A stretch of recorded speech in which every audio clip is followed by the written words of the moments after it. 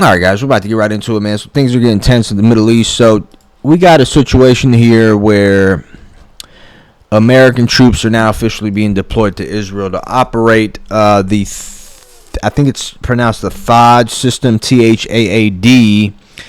The THAAD system, the Terminal High Altitude Air Defense Battery to Israel, which Iran already obliterated October 1st, and they released a video recently of this is actually never before seen strike that was captured, in which the Raytheon X-band radar belonging to the THAAD air defense system was successfully targeted, right, during the 180 ballistic missile strike on Israel, where 90% of the missiles actually hit their target accurately. So it's about 162 missiles that hit their target, and Israel set to respond back to Iran. And there's rumors circulating that the THAAD air defense system is designed to intercept high altitude targets, specifically designed for the air ballistic missiles that Iran is launching at Israel.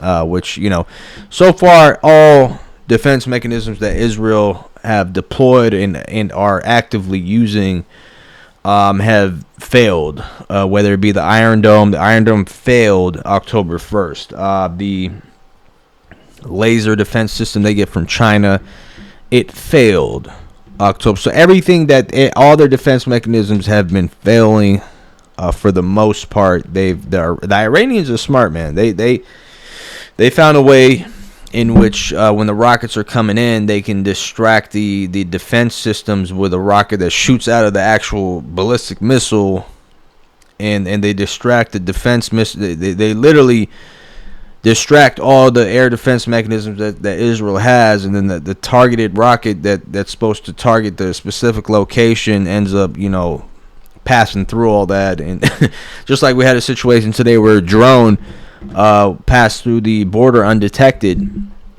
and hit a military compound where they were having dinner. Hezbollah launched a drone, and so now you're in a situation where you have U.S. troops in Israel. You got about 2,000 U.S. troops all over bases in the Middle East, from Iraq to Syria, which are all completely exposed. There's literally no way, if Iran decides to obliterate all those bases, if the U.S. decides to go to war with Iran, there's no way you're going to be able to stop that from happening. And those 2,000 troops are literally being held hostage by Iranian ballistic missiles and other means or methods that they have of completely wiping them off the face of the earth, guys. So pretty scary situation here for especially people from the U.S. military coming here to operate, because the missile system the air defense missile system that they're going to deploy requires roughly around 100 troops to be operating it, so it's effective. So here's a little video here. So now Iran got word that the U.S. troops are being deployed to Israel now, and they pretty much told them that, hey, this move is detrimental and it's putting your troops at risk, because the first thing we're going to do when we respond to whatever they're planning on attacking, whether it be the military or infrastructure or the oil fields or even the nuclear power plant, right? We're going to respond quickly and decisively, right? So, and whatever they do to respond, guys, I mean, if they attack the oil fields, Iran could attack the oil fields in the Gulf states, and then in Azerbaijan, the West is not getting oil. The oil is not flowing into the West, into the Europe and those countries. The oil is going to be $13 a gallon, guys, if they decide to do that. If they attack the nuclear power plants, you're talking about Iran saying that they're going to change their nuclear doctrine, and they're literally going to have a nuclear bomb developed within 48 hours, if that were to happen, right? military and infrastructure, they said Israel is going to be obliterated. So they made some serious threats here, like, and Israel is lagging on the response because this is a decisive moment in this conflict. All right, let's play this clip real quick. So Iran just says, hey, look, man, you're bringing your U.S. soldiers to operate a air defense mechanism system that's designed to stop us from attacking Israel. They're going to be targeted first. So this could be a if those 100 U.S. troops get targeted and some of them actually die, this could drag the United States into a regional war. Let's go ahead and play this clip really quick.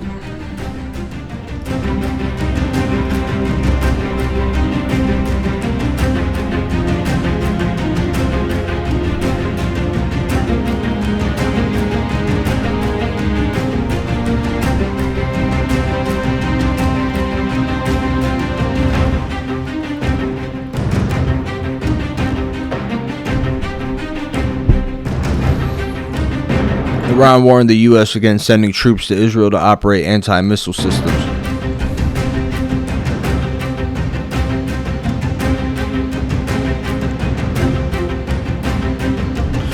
U.S. will deploy THAAD missile defense system to Israel, according to the Pentagon.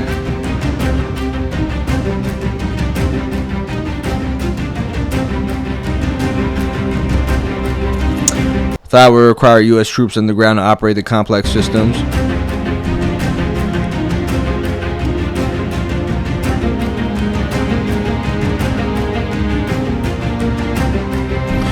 U.S. confirmed the deployment after Iran released a fresh video of the October 1st attack where it targeted the Raytheon band. There it is. There it is.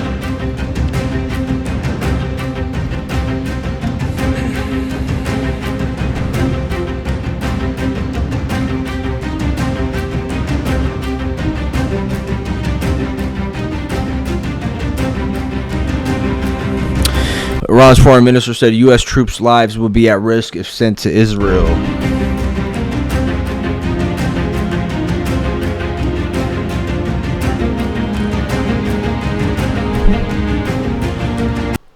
Iran's FM added that the U.S. has been making unprecedented arms supplies to Israel.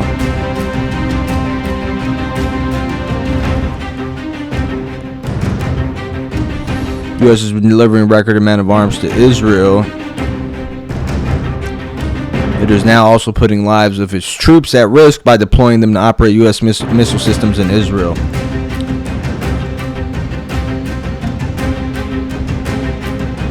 While we have made a tremendous effort in recent days to contain an all-out war in our region, I say clearly that we have no red lines in defending our people and interests.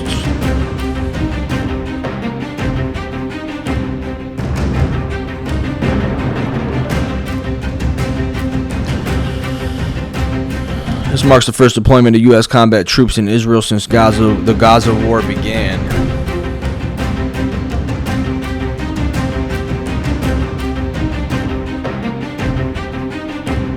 U.S. troops were deployed on Gaza coast to deliver humanitarian aid.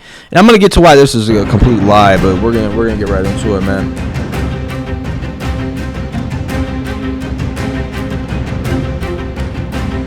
Yeah, U.S. forces are also stationed in neighboring countries to defend Israel from attacks. Yeah, we do know there's about 2,000 U.S. troops deployed in Iraq and Syria.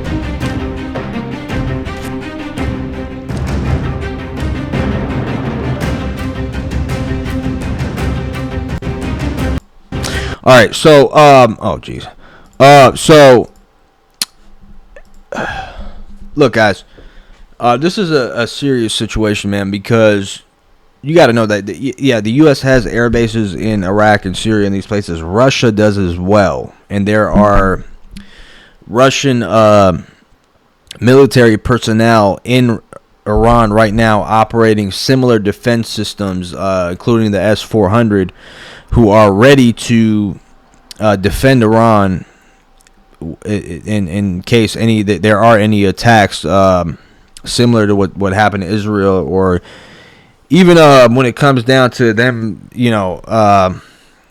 conducting their response to Iran, they'll be able to detect them in their airspace and could possibly even shoot them down. I don't know how they're going to do it with F-35s, especially since you need to refuel those every hour or so. But they're stationed there. They have personnel in Iran similar to what the U.S. is having. I think personally this is going to be, if this does expand into a regional war between Iran and Israel, this will be I think Putin will want to get involved, because this will be the first time that, quote unquote, the first time, because it did happen in Ukraine where there was U.S. personnel and military men that were fighting on the Ukrainian side. But this will be a situation here where, Russia and the U.S. will be involved in like a Cold War also. Because they too have different interests when it comes to the Middle East, and different strategic interests in that region due to the obviously the oil and resources and the diplomatic relationships and strategic relationships they have with their the countries that they aid or protect, like the U.S. is with Israel and Jordan, and Russia, China with Iran, and pretty much the axis of resistance countries, Syria and those places. So this is going to be interesting, man. This is not just Iran versus Israel. This is literally the axis of resistance, and really the three major powers that we're really looking out for here, that will go against the Western nations such as China, Russia, and Iran. Right. So this is set to be some. This is a groundbreaking move here. And what I think is going to happen if they do go through with deploying, if there is a all-out major regional war escalation, this is going to be the perfect time. And there are U.S. troops being deployed in Europe and the Middle East. This will be the perfect time for China to invade Taiwan. And there's actually now, well, I'm going to make a video about this, but there has been movements by China's rocket force and missiles flying near Taiwan. This has happened within the last 24 hours. And Xi Jinping is, I believe that's his name, is drooling. He's eyeing Taiwan. He's drooling. He's waiting for the right time. And this will be the right time if they expand the war in the Middle East. Yeah, man, it's about to get real ugly, man. It's about to get real